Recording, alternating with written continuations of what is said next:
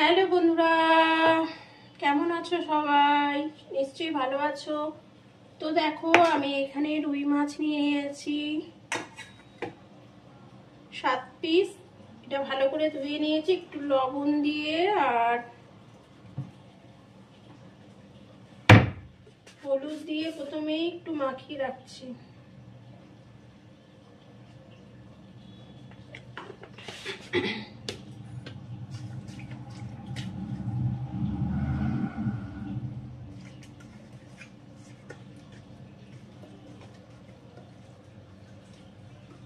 দেখো, নুন হলুদ দিয়ে মাখিয়ে রেখে দিলাম, হাতটা ধুয়ে নিই।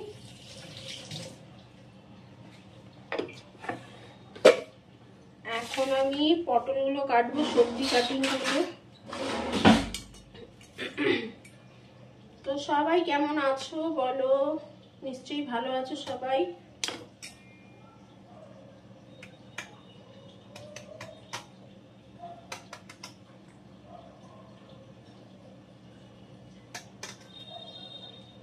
পটলগুলো না 2-3 দিন হয়ে আছে, এনে রেখেছি।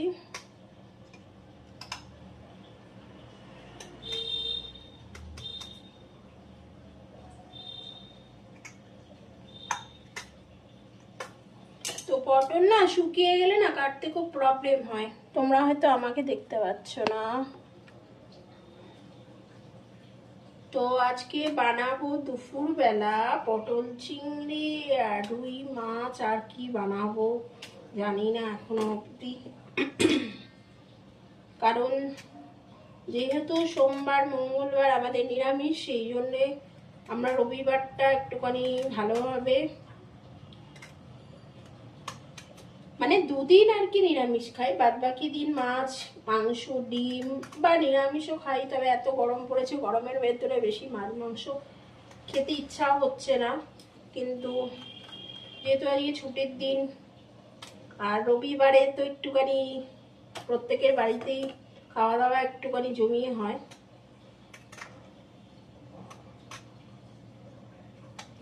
তো পটলগুলো অনেকদিন আগেই এনে রেখেছি, শুকিয়ে যাচ্ছে বলে, তাই চিন্তা করলাম যে কি করা যায়। আমার বাড়িতে পটল কেউ পছন্দ করে না, একমাত্র পটল ভাজা ছাড়া কেউ খায় না, পটলের তরকারি কেউ পছন্দ করে না। হ্যাঁ, পছন্দ করে, ওর ভেতরে যদি তুমি একটু চিংড়ি মাছ দিয়ে রান্না করো তবেই পছন্দ করবে, না হলে কেউ খাবে না। সেই জন্য পটলগুলো তো শেষ করতে হবে।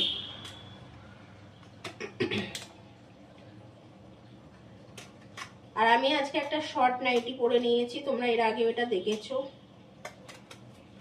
একটা নাইটি বেশিক্ষণ পরা যাচ্ছে না, এত গরম। তোমরা তো জানোই আমি স্লিভলেস ছাড়া একদম পরতে পারি না, মানে আমার একদম মনে হয় যেন দম বন্ধ হয়ে আসছে, এরকম মনে হয়। কটনের নাইটি এবং স্লিভলেস হাতাওয়ালা আমি জিনিস খুব একটা পরতে পারি না, কষ্ট হয় খুব শরীরে। তো চলো পটলগুলো কেটে নিই, তারপরে আসছি।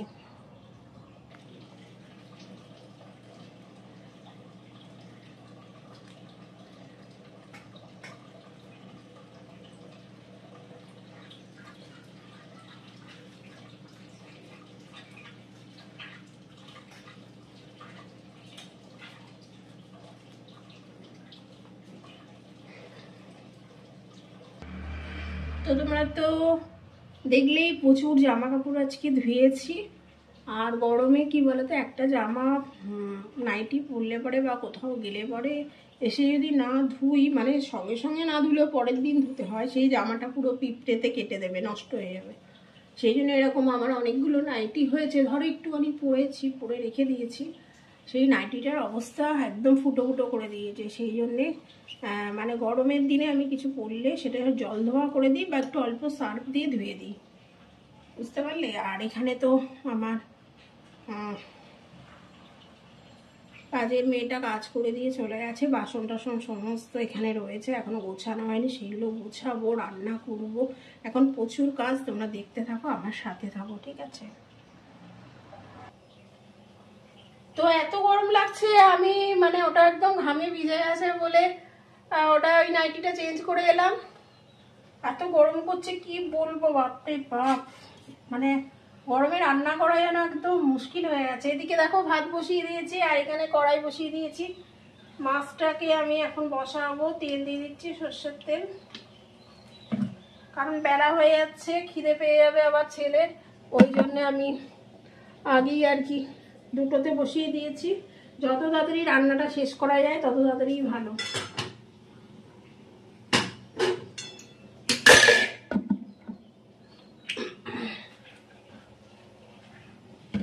এখনো দেখো সমস্ত এগুলো গোছাবো, সব পড়ে রয়েছে, অনেক কাজ বাকি রয়েছে এখন।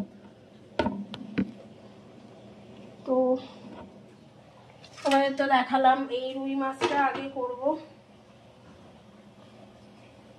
আমার ছেলে আবার উল্টোপাল্টা মাছ খায় না, আমার ছেলের জন্য কাটা মাছ আনতেই হবে। চিংড়ি মাছগুলো ভেতরে ওই শিরা থাকে, ওগুলোকে পরিষ্কার করতে হবে। ওইভাবে এত পরিষ্কার করে আমাদের বাড়িতে মাছ কেউ খায় না।